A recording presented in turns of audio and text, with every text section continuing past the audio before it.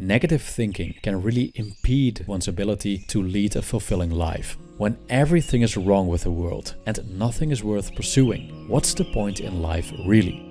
Even though a positive mindset is generally more preferable than a negative one, there's also a dark side to the whole positivity culture we see nowadays. That's why I think it's time to talk about the shadow of toxic positivity.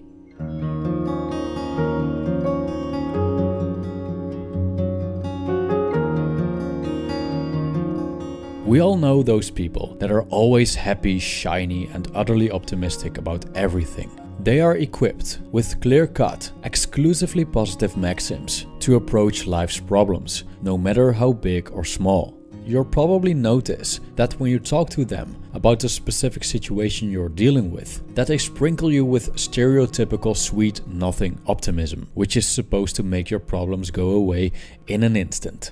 So, your spouse dumped you? You'll get over it. You've just been diagnosed with a severe illness like cancer? Be positive. You've been cheated on and lied to so many times that you can't trust people anymore?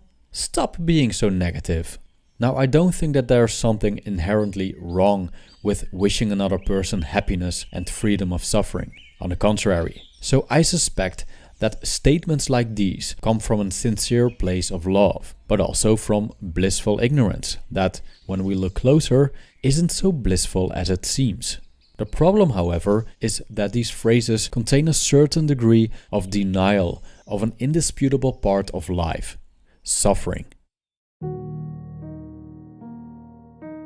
Toxic positivity is the refusal to see the negative, even when it's the elephant in the room, while solely focusing on the positive. Instead of facing reality as it is, it chooses rather a fake it till you make it attitude, artificial smiles, and brushing anything undesirable under the carpet. The ancient Stoics wrote extensively about how our thoughts about a certain event influence our emotions and not the event itself. I quote, "Men are disturbed, not by things, but by the principles and notions which they form concerning things. Death, for instance, is not terrible, else it would have appeared so to Socrates. But the terror consists in our notion of death, that it is terrible." End quote. From a Stoic perspective, positivity is a mindset. We can look at the bright side of things in order to feel better about them, but this doesn't happen overnight. It takes a lot of practice. When you're diagnosed with a terminal illness, for example, you probably won't be able to simply shrug it off and be happy about it.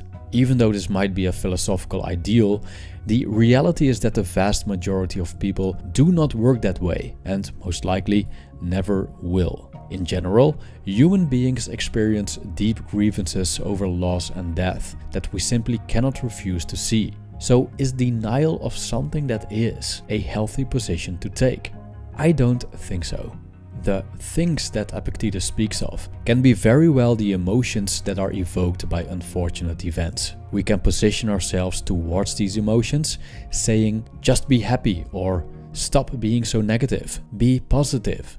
The tricky part of such a position is that a positive mind state and the experience of happiness is indeed more preferable. But by rejecting and disapproving of what is, i.e. grief, sadness, anger, etc., our current mind state will only get worse.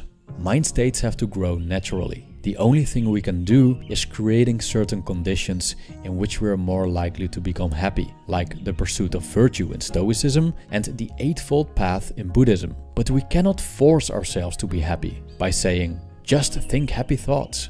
It just won't work. What's even worse are the good vibes only kind of people that have zero tolerance for anything that they perceive as negative, insisting that they should surround themselves with happy, shiny, and upbeat people. Well, good luck with that. I'm not saying that they should surround themselves with utterly cynical or destructive souls, but it's kind of naive to expect that human beings are perpetually happy or happy on command. There might be some exceptions, but these are extremely rare cases. The world isn't good vibes only, it's just vibes, good and bad. Rejecting either good or bad means rejecting 50% of the universe.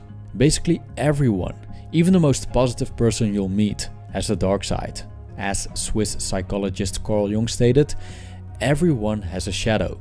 Toxic positivity is a recipe for creating a thick, dense shadow that harbors all the undesirable traits that you're not supposed to have. Because you must wear the mask of happiness all the time, all your sadness and grief and anger and other emotions that you can't show because you're forced to be positive are kicked down into the darkness of the unconscious, rotting and festering, creating a monster that will come to the surface when you least expect it.